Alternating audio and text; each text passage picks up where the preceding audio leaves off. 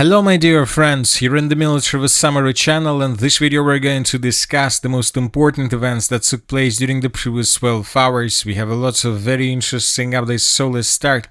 And first we're going to talk about Kiev. We have a lot of very interesting statements that are coming from this area.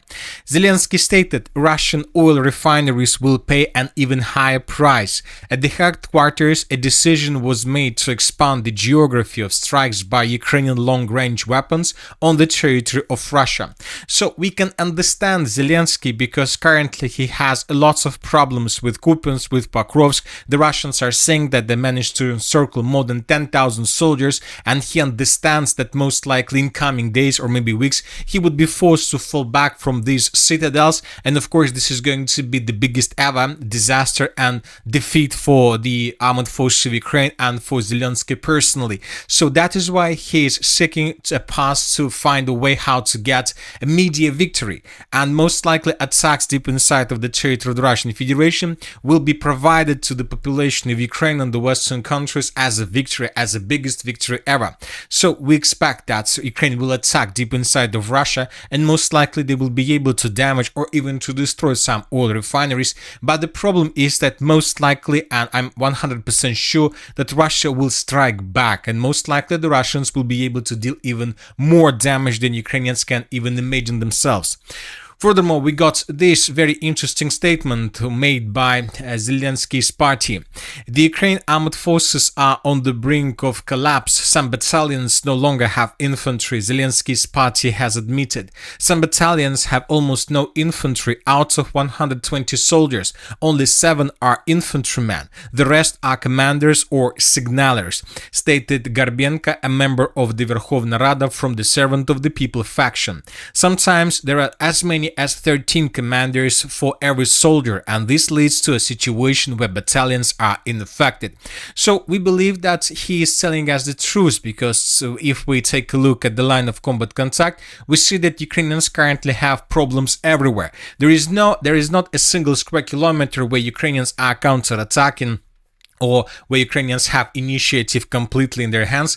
Ukrainians are completely in defense, and furthermore the Russians are advancing and forcing Ukrainians to fall back from their current positions.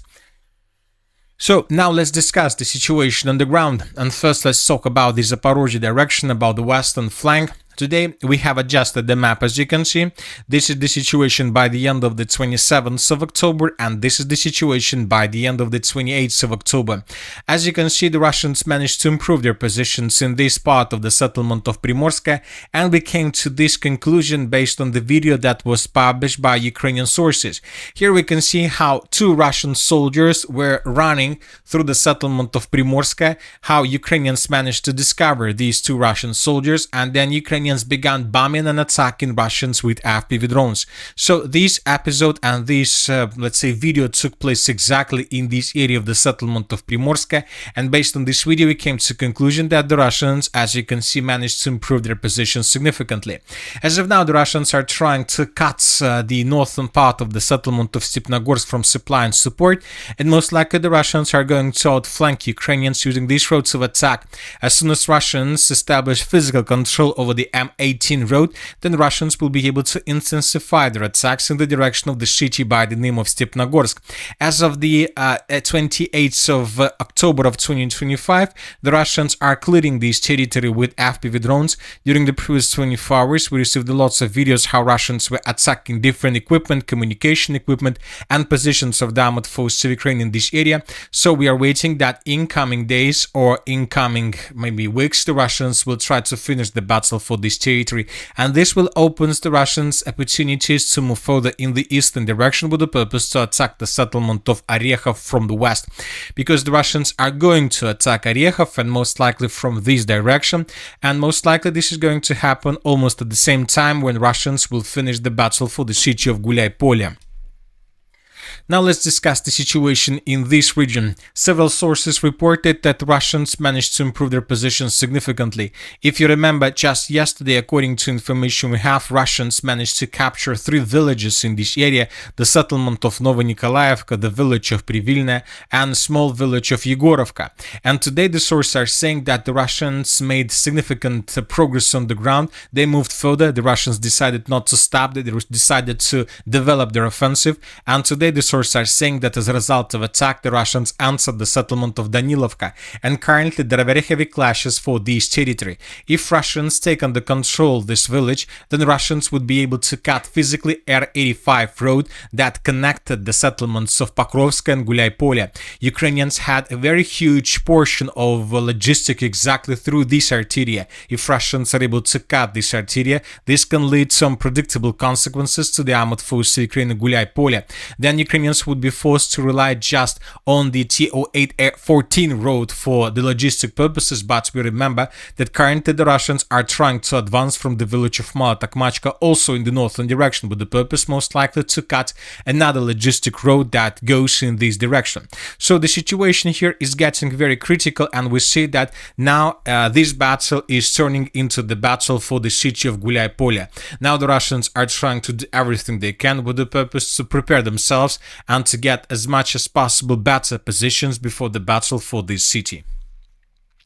As for the Ukrainian side, during the previous days they were trying to bring additional forces to the south.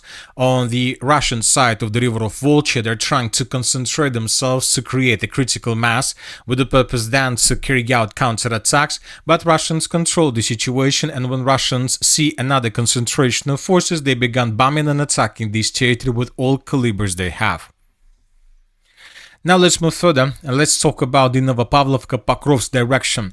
During the previous 12 hours, additional changes on the ground were recorded in the area of the settlements of Udachne, Molodetska and Novosergeyevka.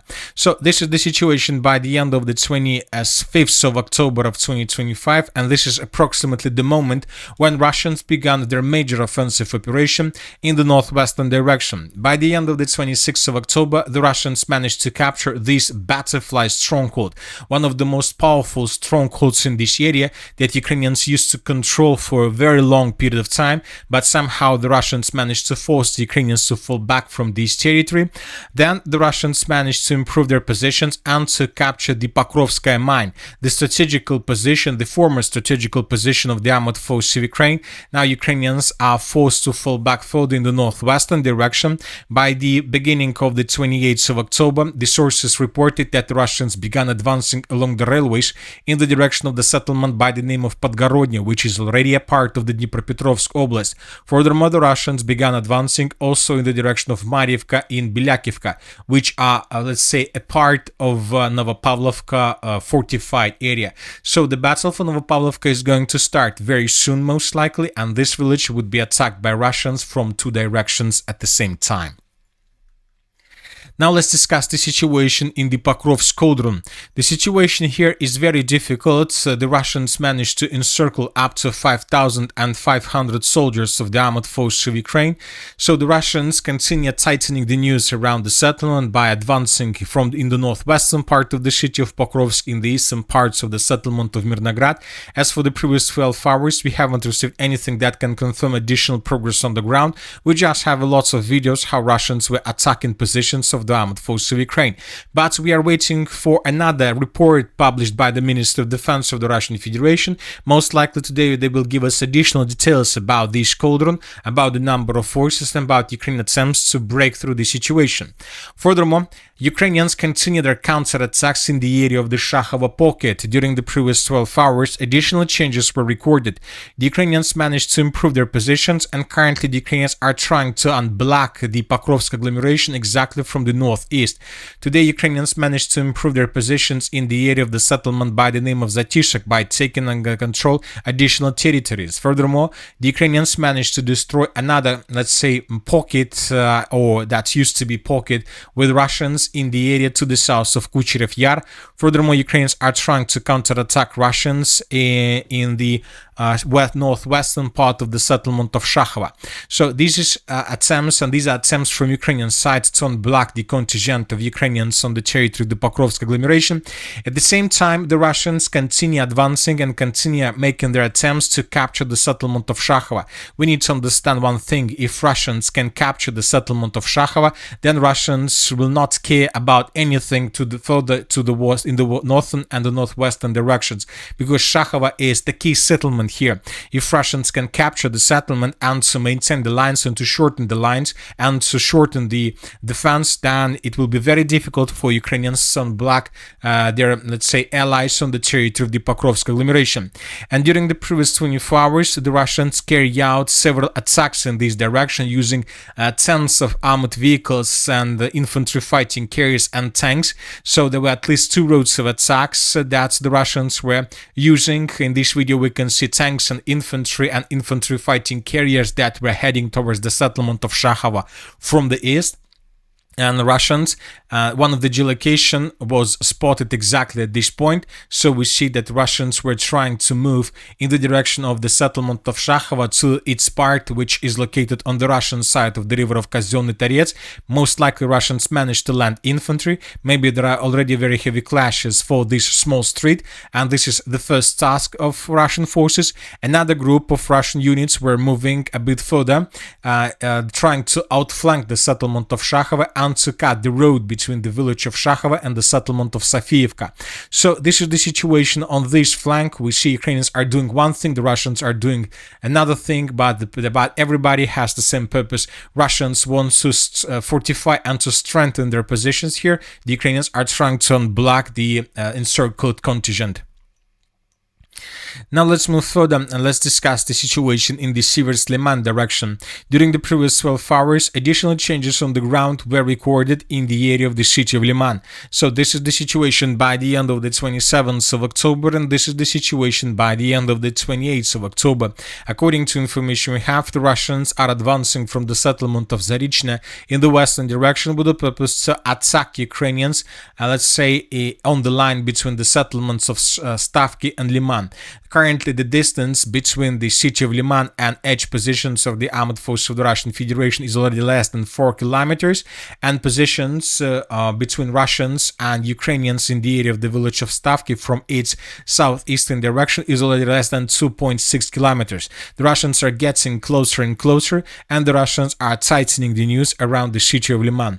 Furthermore, the Russians improved their positions around the settlement of Novosilovka. Now the Russians are advancing in the direction of Alexandriivka. This is a very important settlement that lays on the main logistic lines between the mainland and the Barovo-Liman direction. So it is very important for Russians to get as deep as possible to this forest, to the Svetogorsk forest, and to cut logistic in this region. And this is exactly what the Russians are doing right now. As for the northern directions, during the previous 12 hours, additional changes were recorded in the most northeastern part of the Kharkiv region. The Russians improved their positions. This information was provided by neutral mappers, and we see that Russians are advancing in the direction of the settlement Dvorechne. The Russians, as we can see, are tasked to unite these two footholds along the river Voskol and along the border, and most likely this is going to happen in coming days or probably in coming 2 or 3 weeks. And that's it for the short video. Military Summary channel reminds to we condemn any violence in the world. Thank you for watching. Subscribe to my channel, put your likes, join my Patreon, and have a good day. Bye bye.